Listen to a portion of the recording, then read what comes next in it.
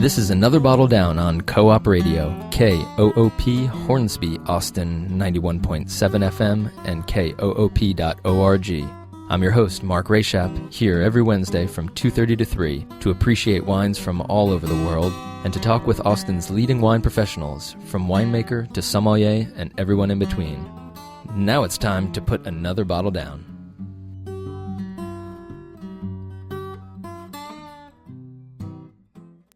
All right, good afternoon, Austin. Thank you so much for tuning in. This is week 2 of our membership drive, and I want to thank everybody who's called in last week to the show, to this show, and to just Co-op in general. And I'm joined in the studio by Piper Lemoyne, who has Rancho Alegre, the wonderful show on Monday morning at 9 a.m. Piper, thanks for being here. Hey, thanks for having me. Really appreciate it. I love being on this show during the membership drive. There's all kinds of good stuff. There's all kinds of great people. Give us a call, 512-472-5667. Well, we have a wonderful show for you today. We have Dan Gatlin, who is owner winemaker of Inwood Estates and somebody who has so much history in the Texas industry, and he is going to be talking a lot about interesting places to be growing grapes and a little bit of science, but we're going to keep it really fun. And I also have Daniel Collada, who is president and organizer of the Texas Wine Journal, and he is going to be talking about his roadshow, the Texas Wine Talk and Tasting Quarterly, Texas versus the World. And if you are a longtime listener of this show, you know that we do a lot of Texas versus the world, and it's always linked into what the Texas Wine Journal does. And we try and put, along with professionals and sommeliers and winemakers, one Texas wine up against wines from around the world in the same category, right? So we would love to hear from you this hour. Piper, what's that phone number? It's 512-472-5667. You can also give online at koop.org. I know a bunch of you are listening online because this is one of the only shows you can hear like this. You can hear it anywhere else. Give us a call, 512-472-5667, or give online at koop.org. Before we get into talking with Daniel, we do need to mention a few of the amazing thank you gifts that we have for this show. For a limited amount of time, for all of the Co-op shows, you can, with a $60 or more pledge, you get a pound of Barrett's coffee. That is a super cool gift for a wine lover, because I know wine lovers are often coffee lovers as well. And then if you become a sustainer at the $120 or $10 a month level or more, Daniel Collada from the Texas Wine Journal is going to be giving away a 6-pack of wine.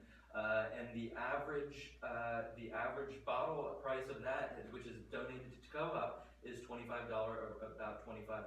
So that is not messing around, Piper. Right, that's not the stuff that you were tasting in the studio last week. Right. That's for sure. Yeah. Give us a call, 512-472-5667. That's 512-472-KOOP. Also give online at koop.org. It's safe, it's secure, it's fast, and you're going to be off to the races. And you get to support your community radio, because this station just rocks.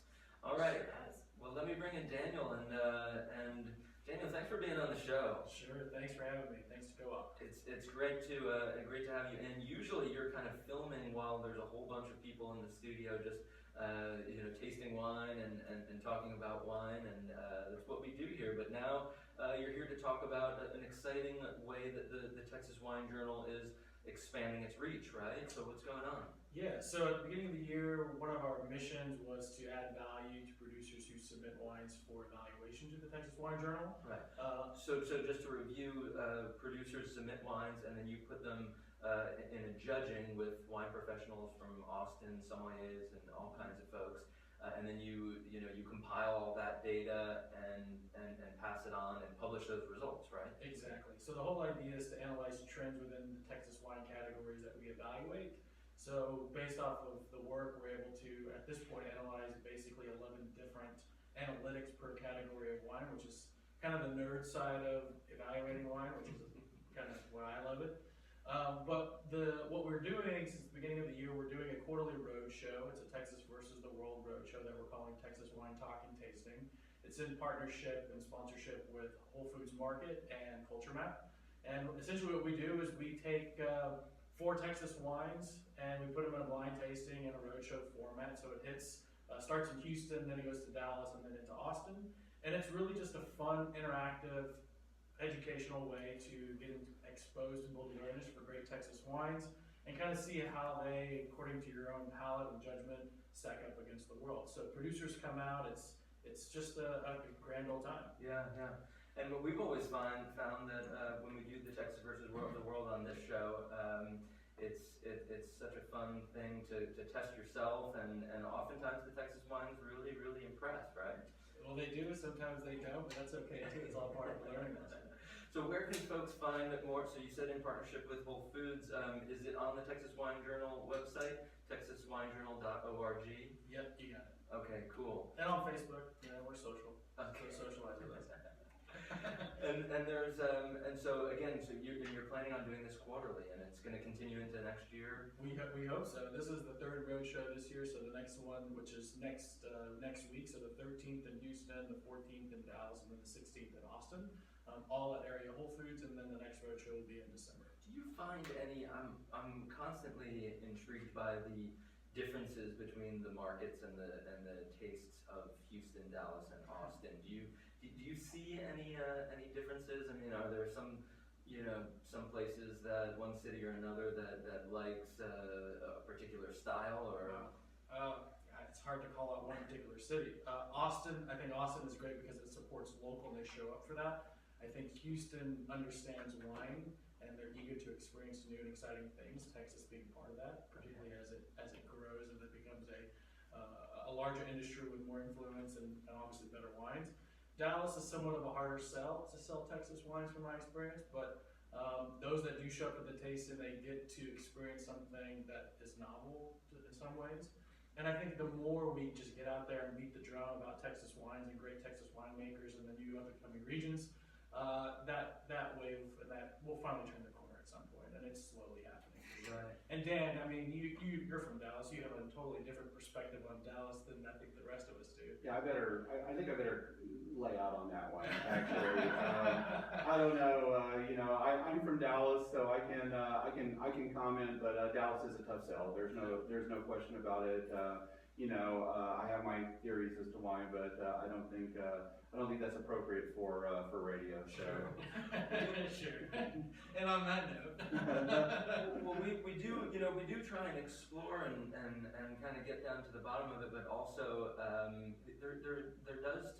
there is a necessity of this openness of like what you say, and that's why I think that's one of the reasons why this show is a natural fit for Austin to explore new categories of wine and really try and open people up. I think that the openness of your tastes and all of that is essential to growing in the wine industry, right? So yeah, we can't be afraid to get out there. We can't be afraid of people having an opinion. It's just we know what's going to happen and where the industry is growing or going to go, and as long as we continue to show up and support it, and one day it's going to become what we all want it to be, and we all got to support it now to get there. So right. Well, Daniel, thank you so much. And sure. Again, membership drive and Daniel and the Texas Wine Journal is giving away, or through co-op, they're donating to co-op, and if you call and become a sustainer at the $10 level, you get a 6-pack of Texas wine compliments of the Texas Wine Journal. That's a really wonderful gift. Piper, what phone number do folks have to call on? 512-472-5667, and I want to thank Denise from Texas Fine Wine for giving us a call. All right. She's a first-time donor. Thank you so much, Denise. hey, Denise, thank you. Denise, thank you so much. She is integral in the Texas industry as well, and it's great to have her supporting the station. And we'll be talking with her and her group in a few weeks down the line because they're doing a lot of exciting things as well. The Texas Fine Wine Group. So thank you, Denise. And that number is 512-472-5667. Also give online at koop.org. I want to mention, I want to give Mark some props on this show, actually, because headed over here, I listened to the archive of last week's show where they talked about a number of things that were not fine. What was it? Mad Dog, Thunderbird. We got all the Farm. great. We got Andre Cold Duck. We had Night Train, and officially for folks, I went back after the show and I looked up. Night Train is technically citrus wine with natural flavors. Oh, technically. All right. And that is the technical. Semi-generic. But they had a good time last week on the show, and if you you can hear it for 2 weeks on Radio Free America. Right. This is an amazing new epic that we're going through in with Co-op, and it's 2 weeks streaming.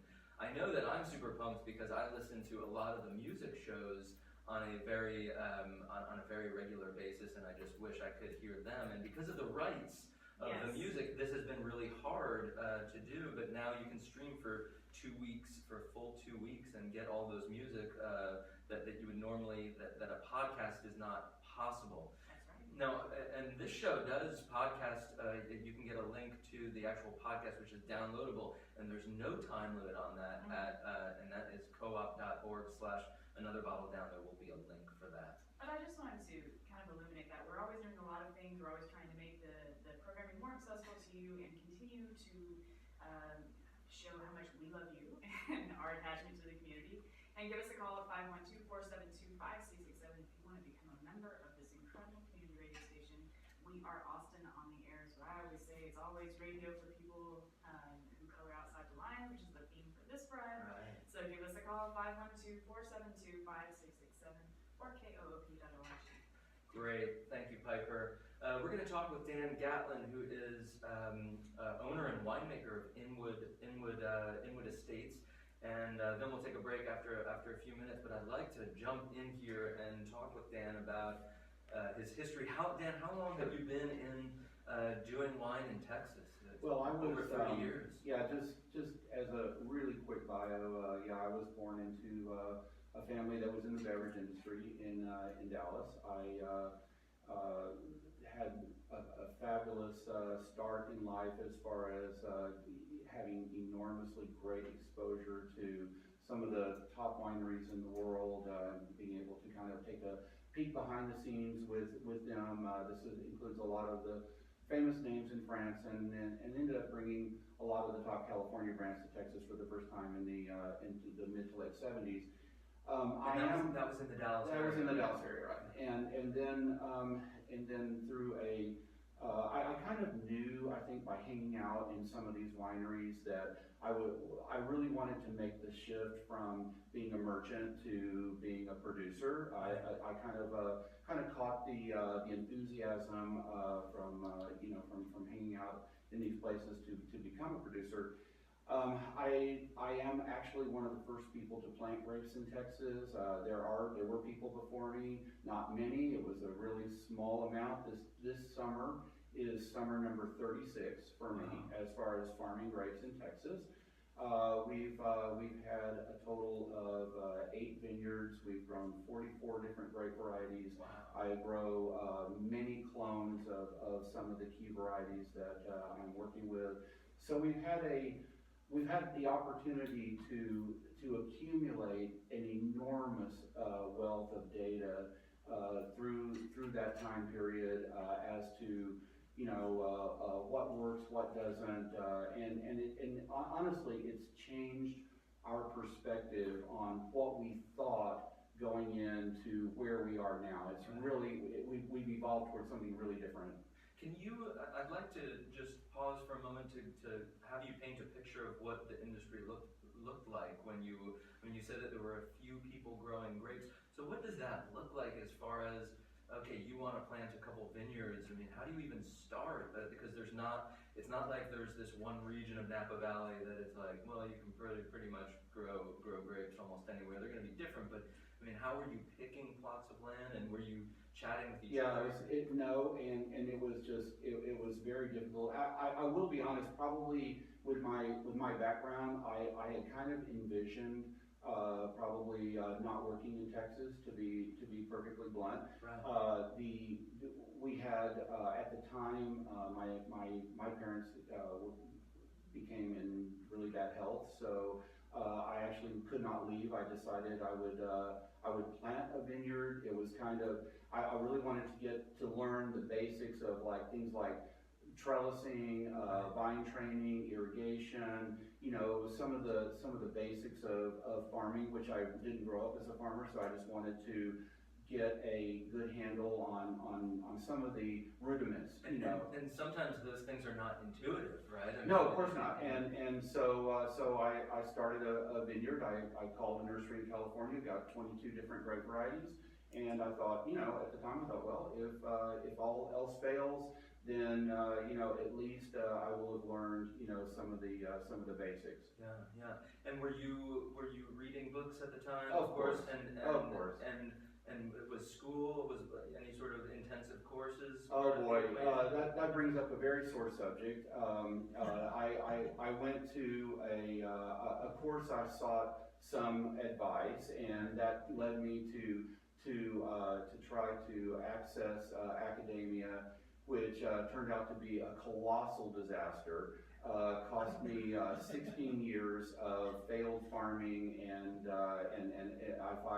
I just wish I had known enough not to take their advice at the time. So my feelings about academia and farming are not good. No, I mean, and this is something that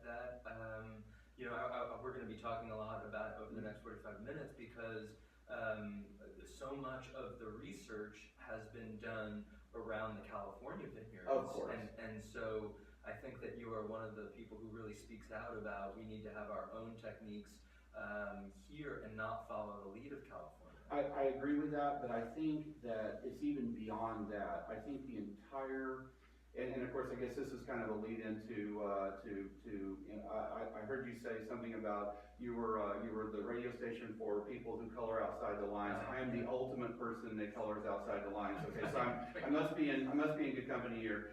But actually, the truth is that I think it's more indicative of the entire wine world. I think I was trained years ago as a professional wine buyer. I was trained just like everybody else that you had to have some certain soil and climate to be able to grow grapes, and that somehow soil and climate was the key thing that contributed to flavors in wine. And in fact, really the entire wine world, I mean, from the appellation system in France to, the classification system in Bordeaux, I mean, all these things are actually somehow founded on this concept of tying wine to a place. And during the course of the hour, I'd like to develop that a little bit, and Absolutely. and why I think that is actually not true. Right. And this is, I mean, you've been talking about this for a number of years. When did you kind of get this revelation of as far as, you're not necessarily saying that so state this again, so that wine is not necessarily tied to a place, or the quality is not necessarily granted by the place. I think the concept has been out there for, like I say, hundreds of years. This is something, and like I say, I mean, you talk about going to academia and trying to get advice from them. Even they are, I think, largely tied to that same concept. So if everybody's working with a flawed concept in the beginning, I think that's where the problem comes in. But to develop this a little farther, yes, I was trained just like everybody else that soil and climate were what made flavor in wine. I planted my first vineyards based on that concept. I took advice based on that concept.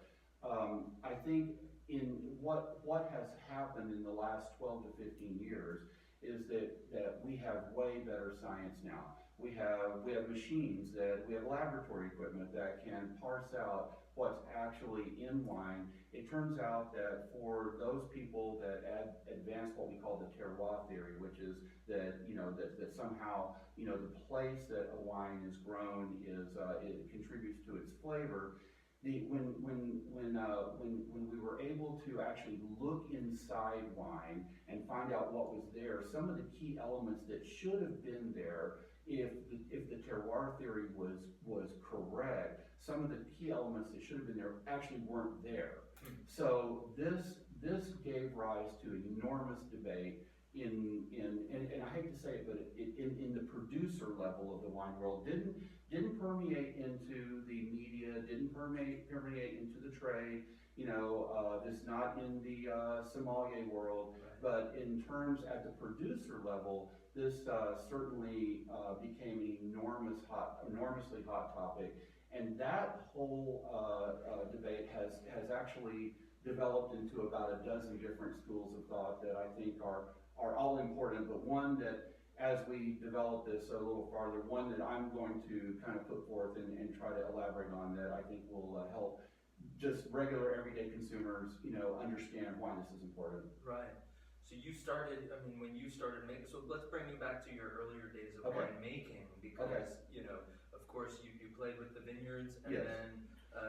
and then what was your first foray into Well, I wine think one thing along those lines, and yeah, before we get too far down the line with the science part, no question, one thing that we are most known for is having put the first Tempranillo vines in the Texas High Plains. Okay, so that obviously has become an enormously successful venture. Right. The growers out there tell me now that they have about 2 million Tempranillo vines in the ground. I put the first block there 16 years ago. There's been really good articles written about the economic impact on Texas agribusiness of Tempranillo. I do have some more comments about Tempranillo, but obviously Tempranillo is the main red grape of Spain for people who are not aware of that. Right. And this has been is something that Inwood and myself are kind of joined at the hip with, in terms of the history of this. So how did you, when you first thought to kind of run with Tempranillo, what was your thought process behind that? How did you make that decision? Yeah, I had grown a lot of Spanish and Portuguese varieties in my earlier vineyards. I was intrigued by them. I think probably for the wrong reasons. Looking back at that, so I think there's probably no reason to delve into all the the rabbit trails of my mistakes. But I developed a theory by 1996. I had developed a theory that if I could take Tempranillo to the Texas High Plains, to a slightly cooler area, that we might have a successful combination, and in fact I was right about that. It took me a couple 3 years to find somebody to work with, and that did become a successful partnership that still exists today. Yeah. What was that partnership? With Neil Newsom. With Newsom Vineyards, and so we collaborated with the first Tempranillo block in the Texas High Plains, like I said, and that still today is where our reserve, our intermediate level wine comes from. Yeah. And so we'll talk about the different levels Sure. and the different wines that you make, but I'm loving this conversation, Dan, and really look forward to developing more. But we do, if you're just tuning in, I'm with Dan Gatlin, who is owner and winemaker of Inwood Estate, and also with Piper Lemoyne here. And we need to mention our phone number so people can call in and support the station and can support co-op, right, Piper? That's right. Give us a call, 512-472-5667. That's 512-472-KOOP. Do they still put letters on front? But anyways, 512-472-5667. You can also give online at koop.org. I want to give a big shout out to Nick and Louise. Oh. Thank you so much. We really appreciate it. And so I didn't say this at the beginning of the show, but let's say $300 for the show. All right. What do you think about that? I think we can do it. I think we can. This is a relatively new show, and sometimes we don't quite give goals to the new shows, but I think that we can step up. We can do this. Yeah. We can do this, people. Give us a call, 512-472-5667. I think we're going to talk a little bit more about this gift you can get when you become a sustainer. Yeah. And I'm going to put another challenge up Okay. to go along with the $300. We're going to get 2 sustainers by the end of the show. Oh, that would be great. It would be great if We've got folks, 35 minutes to do it. the wine loving community. I mean, if it's $10 a month, that's boy. I know a lot of wine lovers out there spend a bit more money than that on wine for sure. Exactly. That's even just 2 fancy coffees a month if you really think about it. That's Give us a right. call, 512-472-5667. Okay, we have to take a short break and hear from some of our other writers, and we'll be right back with Dan Gatlin of Inwood Estates and talking about grape growing and forging a path in the Texas wine industry. Support comes from RK Audiology. Dan, good so far? Services Yeah, for the that's Austin fantastic so area. far. Is that okay for you? Specializing in high-tech Sounds solutions awesome. for hearing Do you need loss, headphones? made for iPhone and 24/7 No, devices. he's good. Cover and custom fit earplugs for music, sports, and sleep. RK Audiology is located at 2030 South Lamar at West Mary Street. Online scheduling available at earaboveaustin.com.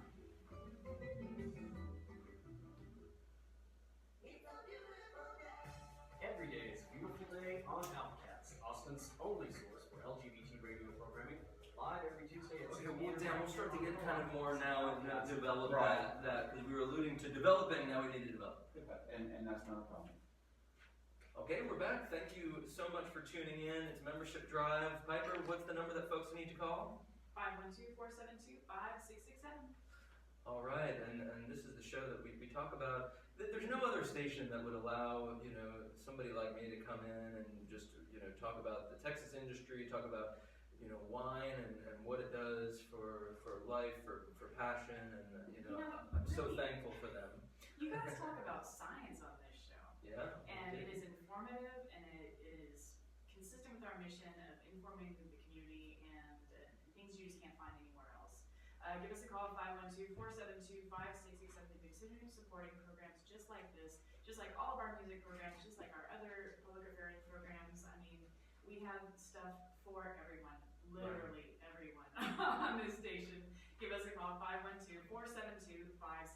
And again, I do want to thank the Texas Wine Journal for donating the 6 packs of wine. It's wonderful, and talking about their roadshow, the quarterly Texas versus the World roadshow, and that's at Whole Foods, and you can get more information at that texaswinejournal.org, and of course koop.org for everything co-op related. That's right. All kinds of things on co-op.org. Okay, we're here with Dan Gatlin, who is winemaker and owner of Inwood Estates, and Dan, we made reference to kind of talking about the link between climate and we brushed on some superficial things, but when did it occur to you that these climatic and soil pieces were not integral into the wine, and then what is it? What differentiates? Great, that's a great question, because that is really important.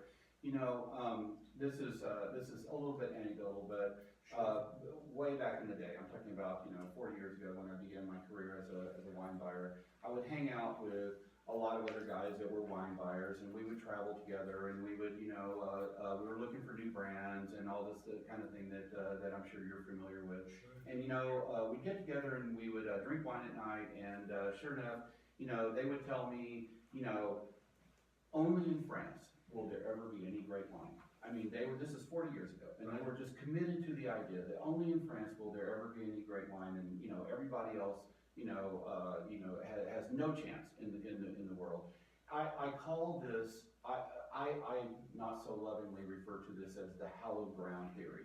The idea that the heavens somehow parted and the light shone down, and there was only, 1 or 2 places on earth that, was the hallowed ground to make the perfect this or that. Right. Well, so a few years later, after that, I'm talking about, more around 1980-ish, we had already brought a lot of the top California brands to Texas. In fact, we had actually given Camus their first shell spot outside California, which is so we were very, very involved in what was developing in the industry at the time.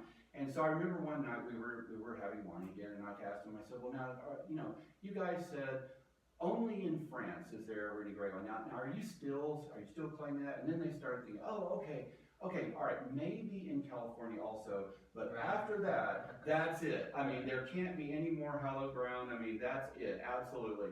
Well, of course, you know what the history is. Then came, Australia, New Zealand, South Africa, Chile, Argentina. I mean, here we are with great wine being produced all over Kingdom Come. So here's my point is, either hallowed ground is everywhere, or there is no such thing as hallowed ground. So I think that's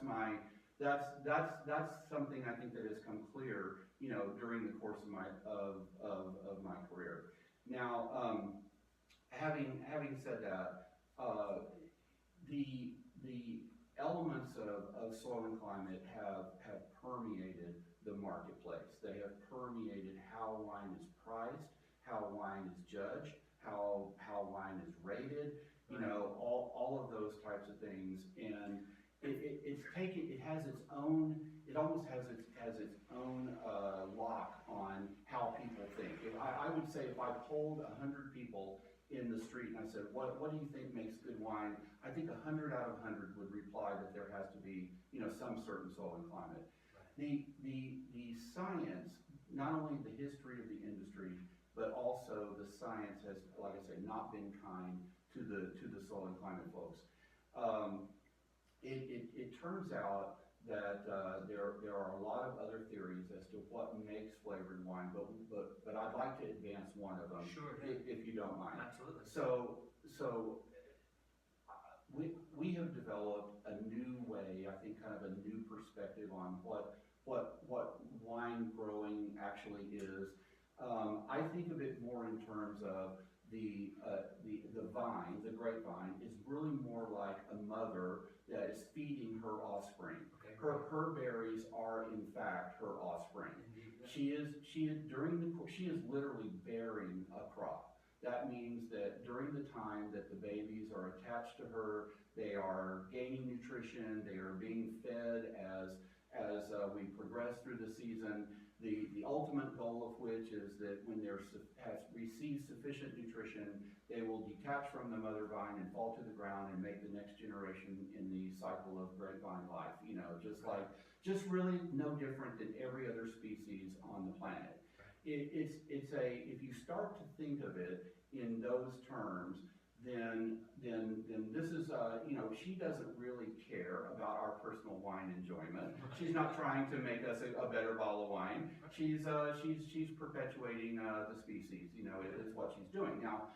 So you might be about to say, how does a mother grapevine give the nutrition to the That's offspring? it. So the nutrition, what we know now is that the nutrition that she's providing her offspring is really where the flavor in our wine comes from. As she feeds her grapes, then her berries, then what happens is something in the berries increase called polyphenols. Polyphenols are, and we're not going to lose everybody here. Don't turn your radio off. I promise we're not going any farther than this.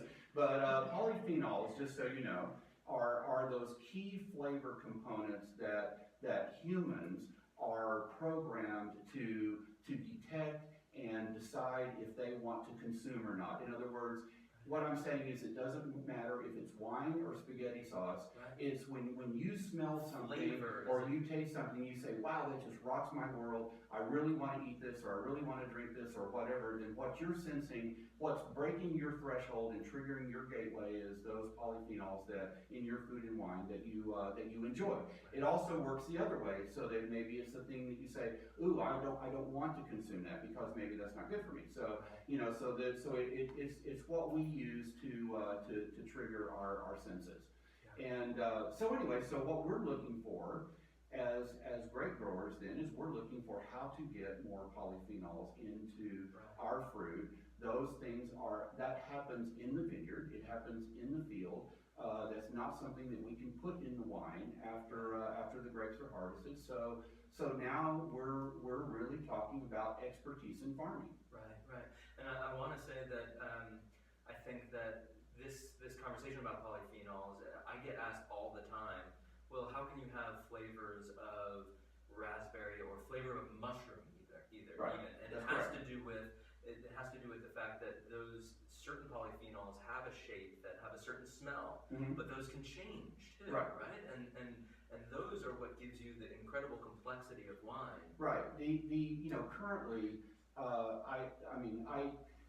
where do I get my information? I mean, obviously, I'm older, but guess what? I know how to read white papers. So this is pretty cutting edge. Yeah. And the fact is that until recently, it was believed that wine contained at least about 1,000 or maybe somewhere over 1,000 polyphenols. I've read a new paper recently that says that they think maybe 60,000. And but one thing we do know that the human senses are able to detect 1,000. We think we're able to detect 1,000 simultaneously. Yeah. So we're pretty good. Yeah. We're pretty well situated for this. Yeah. Now go ahead. Continue that thought. So as far as the farming goes, in order to coax the most amount of it, Correct. that is the next step. So let's take this a step farther. So one of the things that we as farmers we've been able to demonstrate is that certain farming techniques. I'm talking about vineyard orientation, trellising, the shape and design of your trellis systems, how you manage your canopies.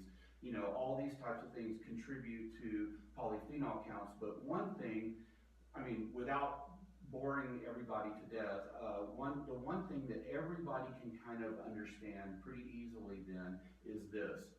If the mother vine has lots of berries, that means she has lots of babies to feed. That's a lot of mouths to feed out there, and so what that means is that her nutrition, whatever it is, whatever quantity she develops, is going to get divided down a lot of different ways.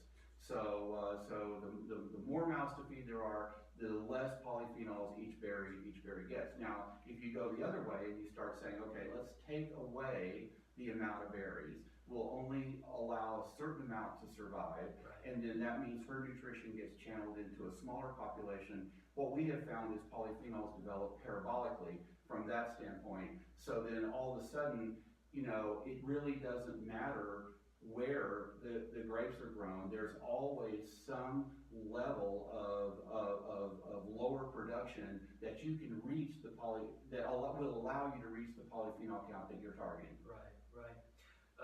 This is a really interesting conversation, and it definitely highlights as to all of the variabilities of grape growing and also of quality. We do have to mention, if you're just tuning in, we're here with Dan Gatlin, owner and winemaker of Inwood Estates, and it's membership drive. Piper, what do we have going on? You need to give us a call at 512-472-5667. We haven't heard from you yet. We want to hear from you. Give us a call, 512-472-5667. I want to thank Cynthia of Blue Fire Moon Farm. I'm sorry. First time donor. Thank you so much. Thank you, Cynthia. We are almost about halfway to our goal. All right. I believe that we still need another sustainer. We have a little bit more than 20 minutes. And when you become a sustainer at the $10 a month level, that's the minimum, you can get a number of different things. During this show only, you can get a 6-pack of wine. And it's delicious wine, and the Texas Wine Journal and Daniel Collada have hand-selected, wonderful selection, and an average $25 retail value for that. So that's totally worth it. And on top of that, if you become a sustainer, you can also get into a number of different drawings. The one that we have going on right now is a pair of ACL General Admission passes. So become a sustainer, and there'll be a drawing. You'll be entered into this drawing to win a pair of these babies, and you get to pick the weekend. But we need to hear from you folks. 512-472-5667. You can also give online at koop.org. We're also giving away our seasonal t-shirt. It's a beautiful green t-shirt. I will finally have green in my closet. I want to see red and black. And it says Co-op Radio, radio for people who color outside lines, which is something that we do on every single program, every single day, every single week, every single year. Absolutely. Give us a call, 512-472-5667. I totally took the wind out of your sails on that. You wanted to say it. No, and I wanted to say that also Barrett's Coffee is giving a pound of coffee with a minimum of $60 donation. So there's just so much, but really it shouldn't be about the thank you gifts, although plentiful they are. We would love to hear from you just as far as supporting the station. 512-472-5667. Okay, Dan, let's get back to this conversation. So do you think that in the old world, France, Italy, Spain, they're also exploring this concept? Oh, definitely so. Yes, Yeah. I think they are. I think that somehow, what goes on at the producer level is not always, what the media writes about. The media tends to take one set of observations and attribute them to something else, and maybe not always do what the actual cause and effect is. Let me tie this into something that maybe consumers can appreciate. So then if you're talking about what your proper yields ought to be like, and how we measure how many babies, let's say, there are, that come out of a vineyard.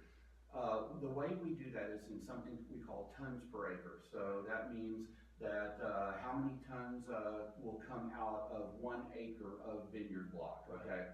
And what's the range? Okay, so here's how it works. So let's say you go to your store and you're standing in front of the wall of wine that we're all familiar with on a daily basis, and most of those wines are produced at about 10 to 12 tons per acre, and for those wines in today's world, you should expect to pay around $10 a bottle. So this is pretty common, and I think anyone who shops at any of our regular markets would recognize this and know this. And it really doesn't matter where it's grown. I'm not talking about Texas or California or Australia. It could be anywhere. Now, if you go to some of the better regions, and this is something that happens, and sometimes this gets attributed to like something special about their soil and climate, when in fact, really, you take places like Napa, Sonoma, Bordeaux, Burgundy, or I should say even myself at Inwood, we start at 3 tons per acre. So that's a far cry from the 10 tons per acre. So now we're down to 3. Right. And for those wines in that category, not speaking for myself, but just generally in the category, you would expect to pay more like in the $40 to $50 kind of prices. So in other words, this whole pricing scheme is not something that just a bunch of us drunk cellar rats are laying around at night going, oh, I think I can get a certain amount for this wine. It actually makes sense when you understand the yields and what's being left in the field. And that's just one variable. Then you have your barrels and you do. I mean, and the costs go up from there. But also another thing too is that the yields can go down. Right. So in other words, there's wine out there that's produced at 1.5 tons per acre. So now you're talking about wines that are in the upper range, maybe approaching $100 a bottle. People go, well, why in the world is this wine going to be $100 a bottle? Well, if you know what that you've got those higher polyphenol levels because now you're down to a ton and a half. I mean, Inwood produces wine all the way down to 0.29 tons per acre. Wow. So that's incredibly low. Yeah, the wines get pricey, but here's the thing.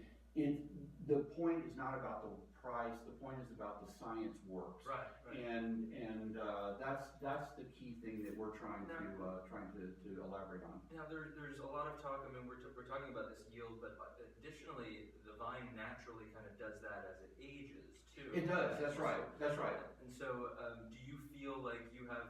I mean, how old are some of your vineyards?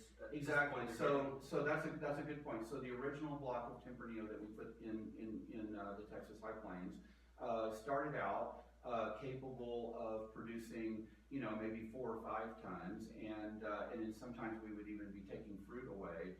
Now this is its 17th leaf. Right. So in its 17th leaf now, in the last 4 or 5 years, we found that it rarely produces over a ton and a half. Right. So you are correct.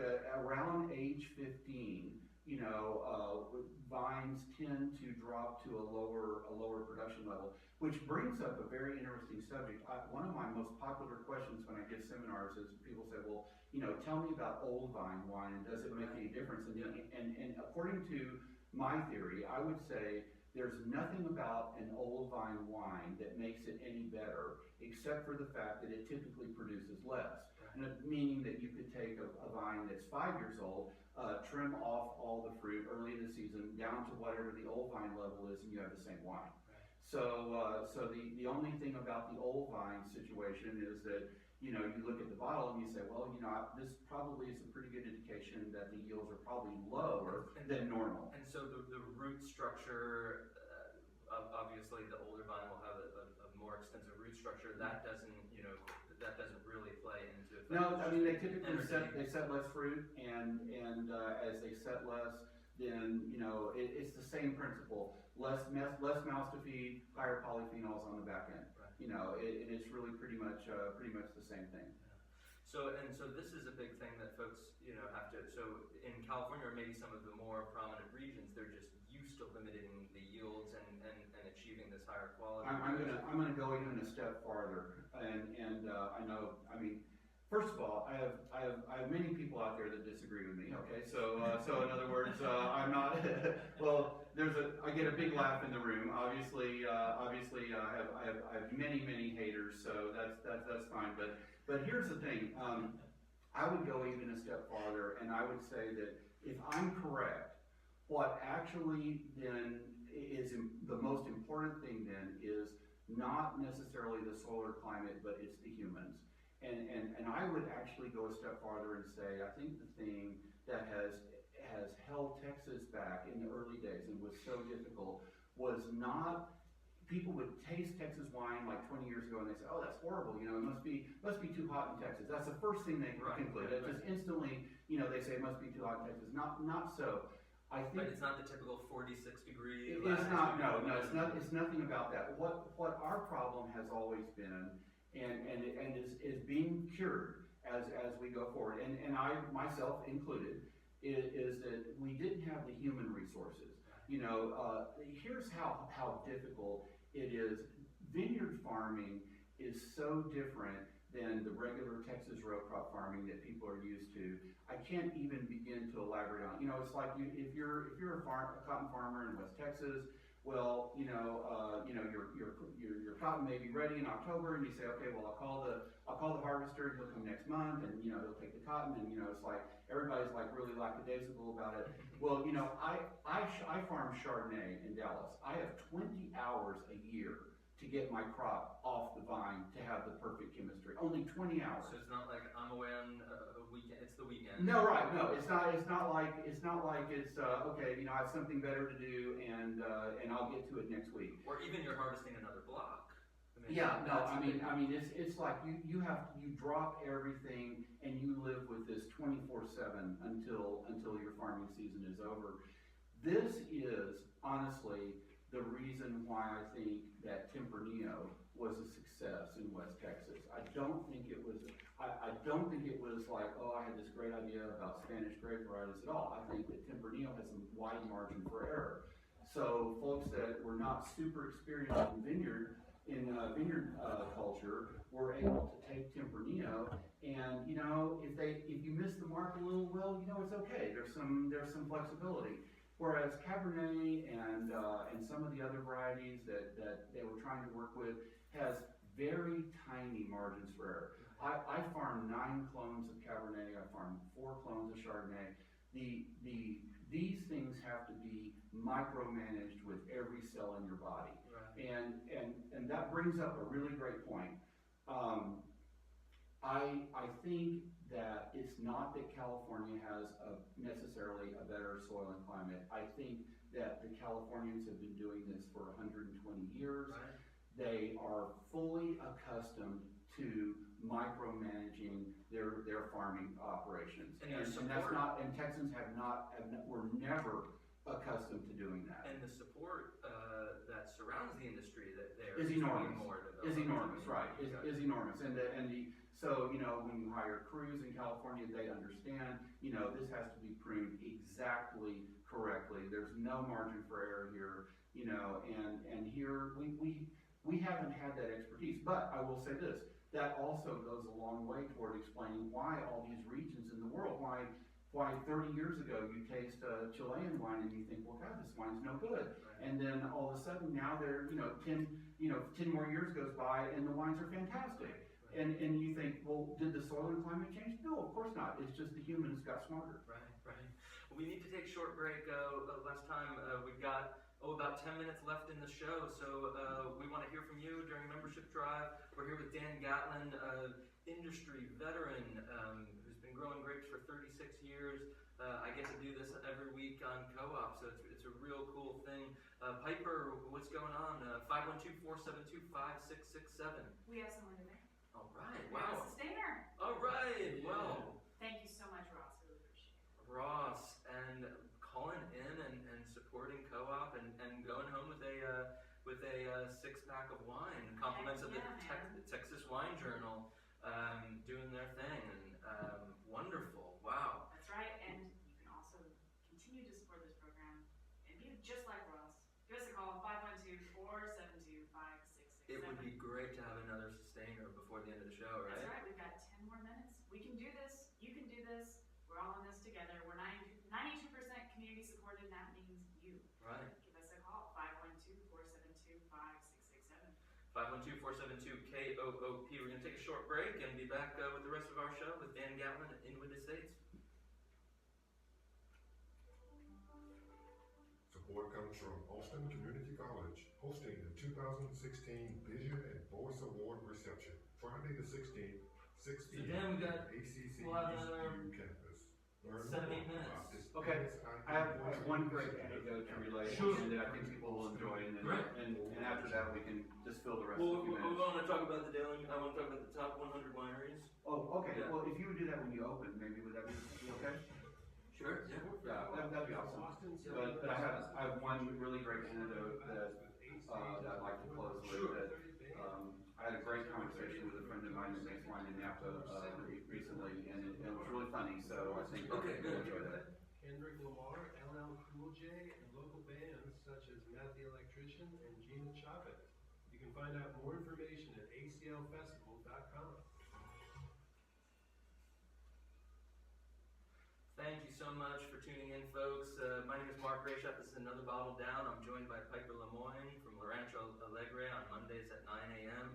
It's such a great opportunity to have you here in the studio, Piper. Thank you so much. I always try to take the opportunity to join Another Bottle Down whenever there's an extra drive. I love this show, and you should too. Give us a call, 512-472-5667. Continue to support Mark and the hard work that he puts into this show every single week, just like all of us do. We're all volunteers. None of us are paid, and we do this for the love. This is Right. the passion. And because we feel like that there's nothing else out there. I mean, there's you know, everything, every program kind of fits in this hole that could be developed more. So it's That's wonderful. right. Yeah. And you know, I've been around Mark, believe it or not, and I don't believe I've ever heard anybody talking about wine and how it is cultivated and how it is produced Right. quite like And there's a lot of podcasts, but this is real radio. This is old school. I love it. It's live. There's the charm of live radio. Live, yeah. Give us a call, 512-472-5667. We've got just a few more minutes left in the show, and we would love to hear from you and hit our One more sustainer, folks. We are close. I love it. Yeah. Okay. So Dan Gatlin, owner and winemaker of Inwood Estates, really pioneering Tempranillo and planning at Newsom Vineyard. And you just recently, well, you've been on this list for a while, but one of the top 100 wineries in the U.S., right? Put out by the Daily Meal, and they don't just rate via a submission and like a year by year kind of value sort of thing. They rate by history and almost legacy. Folks who are pioneering a certain category or a certain region, etc. Right. They tend to look for wineries that are kind of inseparable from certain varieties or categories of wine styles that they've done. They tend to focus on people like Ridge with Zinfandel or Duckhorn with Merlot or whatever. And so we're really honored to be a part of that. I think that I think that they were looking at us for the Tempranillo reasons. So. Yeah. I know that you have an anecdote to tell, but I want to, the Tempranillo Cab Blend, which you're famous for as well. Can you tell listeners out there, kind of from your winemaking side of things, what flavors are given from each one? Because I always think that that's interesting, to dig into why the winemaker does those things. Yeah, the Tempranillo Cab Blend was fairly easy because that is a classic Ribera del Duero style. When I was working as a wine buyer many years ago, I have to be honest, there was 100% Tempranillo in my world. It was 100% blended, and that was the only way Spain shipped wine to America. Was Vegas, Sicilia. Correct, exactly. And so when I first started contemplating marketing Tempranillo, I really believed that I was not going to be able to market it successfully without blending it. And of course, that's something that has changed in the last 10 years. The Spanish obviously found an enormously great market for 100% Tempranillo. It is a softer, rounder tannic structure, and something that Americans are more familiar with when it comes to comparing to New World styles. Yeah. So it was almost to soften up that. Correct. Yeah. Mm-hmm. Okay. Interesting. Okay, so I'll just close with this one anecdote. So I was talking to a friend of mine recently that makes wine in Napa Valley, and I was giving him a really hard time because in 2015 it was hotter in Napa than it was in Texas.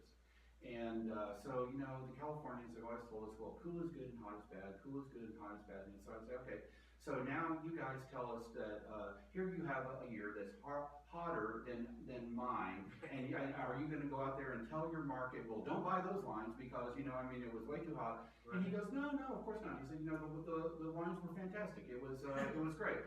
He's harvesting Cabernet on September the 10th, and I'm harvesting on October 22nd. So go figure. Right. And this is not unusual. And El Nino. You just changed the marketing. No, that's right. Every El Nino is always like this. So anyway, so I was giving him a hard time, but see, I already knew the backstory. He tells me, well, I was 45% down on Cabernet production.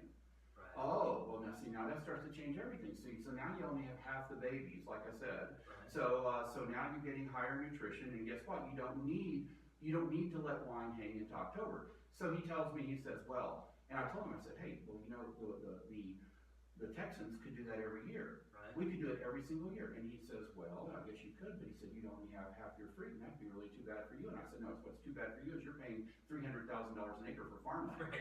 And I'm paying hay. Right. Yeah. So anyway, so he was like, oh, okay, well, that'd be, and then he scratched his head and said, well, I can't even find land for 300 anymore. So I said, well, that's your problem. I can, with the other money, I can probably farm twice the acreage and catch up with you. Right. So. Well, it's going to be that, it's going to be that back and forth. And, Oh yeah. But I'm really excited to see a lot of producers and what you're talking about, that know-how and that experience with working your land, not by a particular model, but right. by what you feel, because you're out in the vineyard and you're kind of understanding that. And I felt things get a lot better. So I hope and keep on keeping up the good work and doing what you're doing. What if folks want more information on Inwood Estates, inwoodestates.com, right? Yeah, Inwood Wines. Inwoodwines.com. Right, Okay. exactly. All right, and that has all information on the wines and everything, and visiting the winery and all that kind of stuff. Right, exactly. Okay, great. Thank you for coming on, Dan. Thank you for Best having of me. luck and with the upcoming years and with this fermentation, the harvest. Fermentations are pretty much done. No, we're deep into it, and I'd say we're less than 50% through. So we've got a long way to go. Well, thank you for taking the time during your busy season. So Thank you guys. Thanks for having me. All right.